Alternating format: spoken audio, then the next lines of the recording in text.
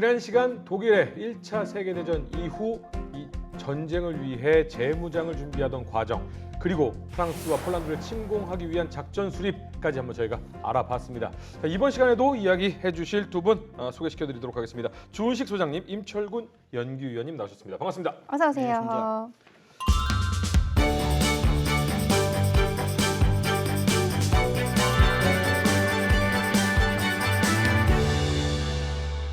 독일이 아무리 재무장을 위해서 노력을 했다고는 하지만 상대는 항상 역사상 육군하면 프랑스 이렇게 얘기를 그렇죠. 하거든요. 당시로서는 유럽 최대 육군 국가가 바로 프랑스였습니다. 네. 그래서 양측의 전력을 비교해 보면 연합군 측과 독일 측이 대등하던지 아니면 연합국이 약간 더 우세했어요. 그런데 여기서 한 가지 문제가 있었습니다. 네. 1차 세계대전 때 워낙 많은 인명 손실을 겪었잖아요. 그래서 연합군으로 뭉쳐져 있었지만 각각의 국가들은 전력의 규모가 독일보다 압도적으로 우세하지는 않았거든요. 뭉쳤으니까 우세한 거지. 그러다 보니까 영국, 프랑스, 네덜란드, 벨기에 이렇게 나눠져 있다 보니까 전력의 집중이 잘 안 됐습니다. 반면에 독일은 자기가 원하는 대로 집중을 할 수가 있죠. 공자의 입장에 있으니까. 그래서 축선별로 독일군이 약간 더 전력이 우세했습니다. 영프연합군은 가물랭 장군을 총사령관으로 삼아서 북동 방면부터 제1, 2, 3 집단군 순으로 부대를 배치를 했고요. 여기에는 프랑스군 82개 사단, 그리고 영국군 10개 사단, 총 92개 사단이 전개가 되면서 총 예비 부대로서 가물랭 장군이 20개 사단을 예비대로 보유를 했어요. 그래서 총 합쳐보면은 102개 사단이 가용했습니다. 네덜란드는 9개 사단 40만 명의 병력을 동원 중에 있었고요. 벨기에는 레오폴트 국왕의 지휘 아래 20개 사단 60만 명의 병력이 동원돼서 전투에 임하고 방어에 임하고 있었습니다. 공자인 독일군은 조공인 B 집단군의 경우 30개 사단을, 주공인 A 집단군에는 45개 사단을, 마지노선 정면에서 고착 견제할 부대로 C 집단군에 19개 사단을 할당을 하고요. 독일도 예비대가 있어야겠죠. 42개 사단을 집결 보유를 시켜서 총 136개 사단으로 공격을 준비를 했습니다. 양측의 장비를 살짝 보면 독일은 전차가 2,574대 정도 있었고 프랑스는 3,254대 정도 있었어요. 그런데 프랑스가 약간 더 전차의 질적 성능이 우세했습니다. 반면에 항공기는 연합군이 1,410대 정도의 항공기가 가용했고 독일군은 5,000대 항공기 중에 3,226대를 서부 전선에 투입을 합니다. 그런데 이 숫자도 숫자인데 이것보다 더 심각한 상황이 있었어요. 겉으로 볼 때는 대등하거나 뭐 전차는 프랑스가 더 세네라고 생각할 수 있지만 독일군은 타 무전기로 연결이 돼 있었거든요. 그래서 공지합동 전술 비슷한 걸 합니다. 그걸 가르쳐서 후대의 역사학자들이 전격전이라고 이름을 붙였죠. 그래서 전술 교리적으로 독일군이 압도적으로 더 우세했어요. 프랑스군은 전차는 그냥 보병의 지원화기 정도고 저거는 움직이는 벙커다 라고 생각을 했죠. 그래서 완전히 양국이 생각이 달랐어요. 그러다 보니까 주방어 지대를 뚫고서 안쪽으로 깊숙이 들어가면 그 축후방을 때려가지고 템포를 빼앗던지 적 부대를 절단시켜내는 공격 개념이 있어요. 이런 교리가 있을 리가 없죠. 벙커로 생각했는데. 그런 것들이 다 어우러져서 프랑스군의 전술적 능력이 독일군보다 한참 아래에 있다라고 보면 될 것 같습니다. 근데 그 이전 시간에 소장님께서 그 프랑스 군들은 방어 제일주의를 가지고 있다라고 말씀을 하셨어요. 그러면 독일이 어디를 침공을 하든 간에 철저하게 방어 준비를 하고 있는 상태였으면 그래도 해볼 수 있는 거 아니었을까라는 생각도 들거든요. 근데 이제 프랑스의 전략 목표가 뭐였냐면은 이기는 게 적극적인 승리보다는 패하지 않는 데 있었다는 것이죠. 프랑스군이 그 개전 초기에 독일이 공격을 효과적으로 방어를 한다면은 승리할 수 있다 이렇게 생각을 했죠. 근데 1차 세계대전 이후에 군사 전략을 수립하면서 대부분의 프랑스 군사 지도자들이 국토 방위를 위해서는 북동쪽 그 요새 마지노 요새의 벨기에로 이 추진할 방어선이 필요하다는 데는 같은 생각을 했어요. 네. 근데 마지노선이 벨기에 지역에서 아까 중단된 그 결정인 이유가 국교 단절하겠다 그러니까 프랑스가 겁먹고 거기 제대로 건설을 못 했거든요. 네. 그래서 아르덴 중단이 됐는데 1936년에 벨기에가 프랑스와 동맹 관계를 또 결국은 파기를 해요. 그런데 양국 사이에 그 협조가 제대로 안 이루어진 이 요인도 있다. 그 다음에 이제 그 연합군이 방어선을 그 구축을 할 때에 이 영국에서 오는 원정군이 아까 그 영국식 그 전쟁 수행 방법에서 영국군은 기계화 사단을 대륙에 과연 몇 개를 보내야 되느냐 이것이 영국이 고민하는 가장 큰 요인이었는데 리델 하트가 이제 이거를 어떻게 표현했냐면은 limited liability 이 유한 책임이라고 이게 영국군이 어느 정도 규모로 오느냐에 따라서 이 그 방어 계획이 유동적이었다는 것이죠. 최종적으로 7군을 저 브레다 변경안이라고 하는 저 7군과 영국군을 어떻게 운용할 것이냐 하는 이러한 문제 때문에 브레다 변경안으로 최종 이제 방어를 하도록 이렇게 계획을 수립해요. 독일의 공격은 시작이 됐고 연합군의 방어도 철저하게 이루어져야 될 텐데 침공 첫날로 돌아가 보고자 합니다. 작전 어떻게 시작됩니까? 독일 공군은 엄청난 수적 우위를 활용해서 곧바로 공중 제패권을 확보를 합니다. 네. 그러고 나서 BMNT를 전후를 해서 무려 1만 6천에 달하는 독일의 공수부대들이 글라이더나 낙하산을 타고 침투를 해요. 네덜란드나 벨기에 지역으로. 그러면서 이들이 비행장에 강화를 합니다. 여기를 거점으로 해서 주요 목지점과 교량들을 점령하기 시작합니다. 평소에 관광객으로 위장해서 해외여행 많이 보내줬잖아요. 그게 효과를 발휘하기 시작한 거예요. 그러면서 이제 네덜란드군은 생각지도 못하게 공중으로부터의 기습을 받고 나서 완전히 패닉에 빠져버립니다. 그리고 나서 벨기에가 정말 잘 버틸 것이다 라고 여겼던 에반 에마엘 요새도 단 하루 만에 불과 80명의 독일군 공수부대에게 무력화가 되고 후속해서 비집단군의 기계화 부대들이 밀고 들어오면서 네덜란드는 5일 만에 항복을 선언을 하고요. 벨기에는 에반 에마엘 요새가 하루 만에 항복을 하니까 어쩔 수 없죠. 부대 뒤로 물려야죠. 그래서 1선을 포기하고 제2선 KW선으로 퇴각을 합니다. KW가 코닌쇼트 와브르라는 선인데 이게 빌강을 연하는 벨기에가 맡았던 방어선의 일부였어요. 일로 퇴각을 하죠. 그러니까 독일군이 공격을 시작했잖아요. 이걸 인지한 가물랭은 계획대로 모든 부대를 끌어올려서 북진하기 시작합니다. 미끼를 잡아버렸어. 어떡합니까? 거기가 그러니까요. 아닌데요. 그리고 5월 12일쯤에 아니와 젠브루라는 지역이 있었어요. 여기 젠브루 갭이라는 곳인데 여기서 개전 이래 최대 규모의 전차전이 발생을 합니다. 그래서 프랑스 제1 이 전투 이름이 헤누트 전투인데 프랑스 제1군 기병대가 독일군의 제3, 4 기갑사단을 맞아서 분전을 했지만 결국은 패퇴당합니다.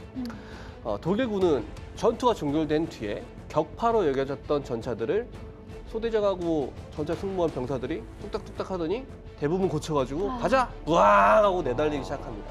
그런데 그때쯤 되면 롬멜의 제7기갑사단이 매지강을 도강을 해버렸거든요. 벌써 3일 만에 도강을 그렇죠. 하는군요. 지난 시간 얘기했을 때가 3일이면 네. 된다라고 얘기를 했거든요.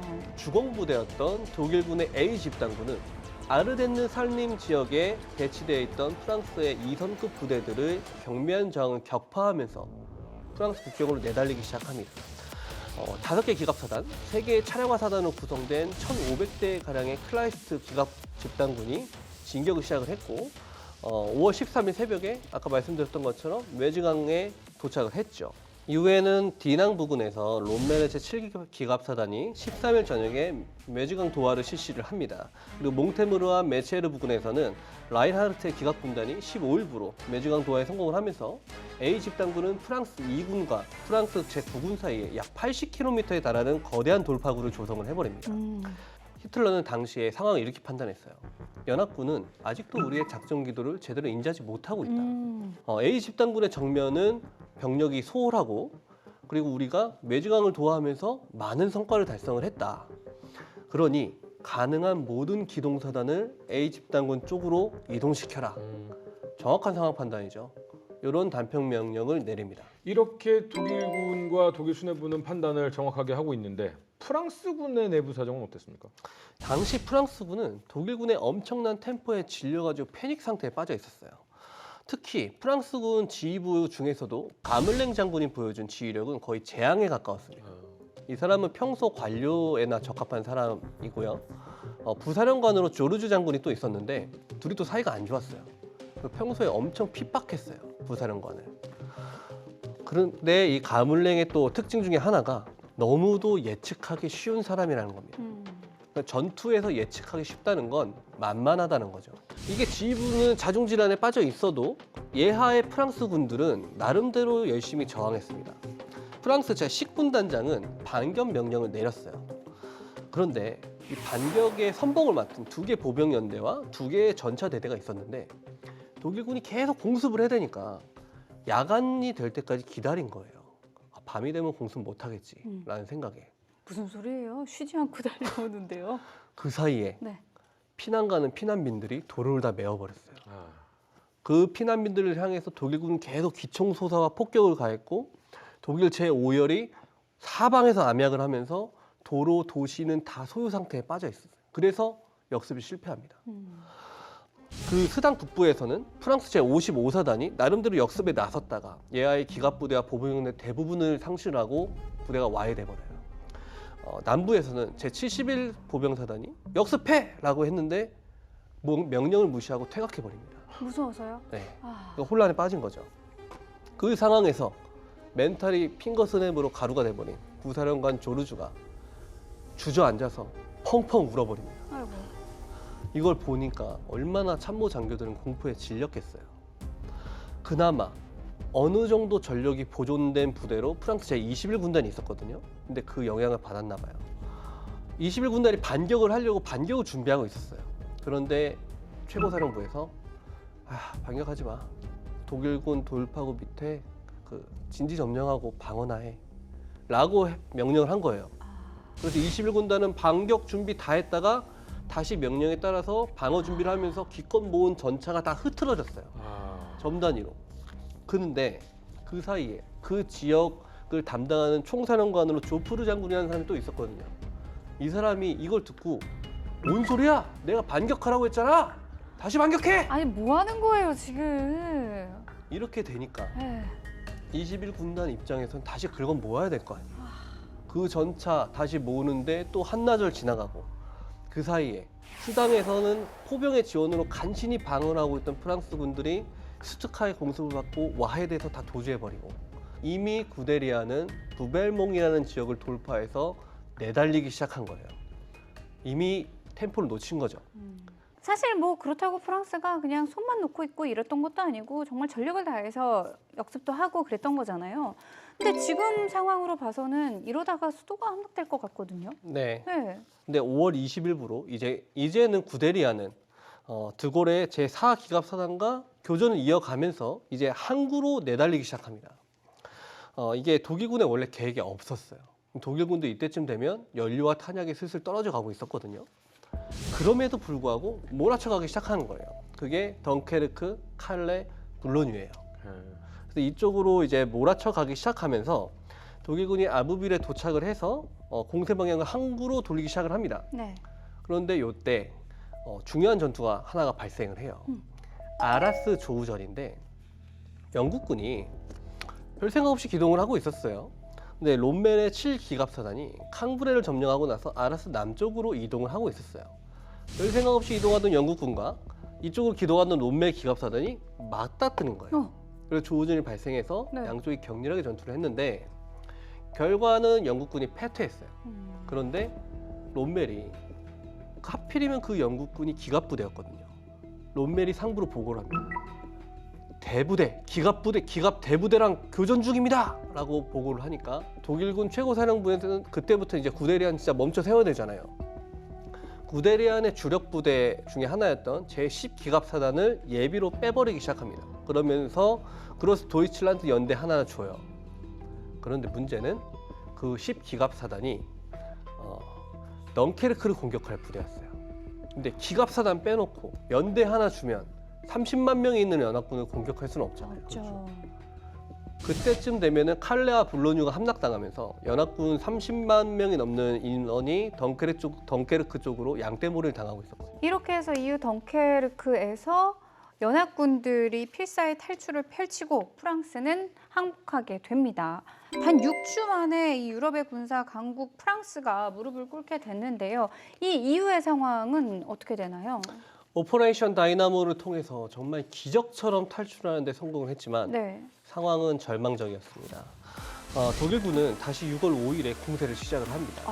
조공이었던 B집단군이 손무 에브강을 동항을 해서 프랑스군을 남쪽으로 압박하면서 몰아쳐가기 시작을 했고요. 중앙의 A집단군이 다시 주공이 돼서 6월 9일부로 프랑스 국토의 정중앙을 돌파를 하면서 마지노선 후방으로 기동을 하기 시작을 합니다.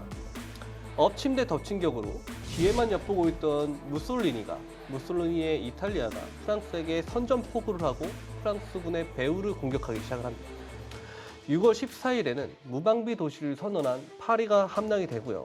난공불락이라고 주장을 했던 마지노선의 요새들이 하나씩 함락되기 시작합니다.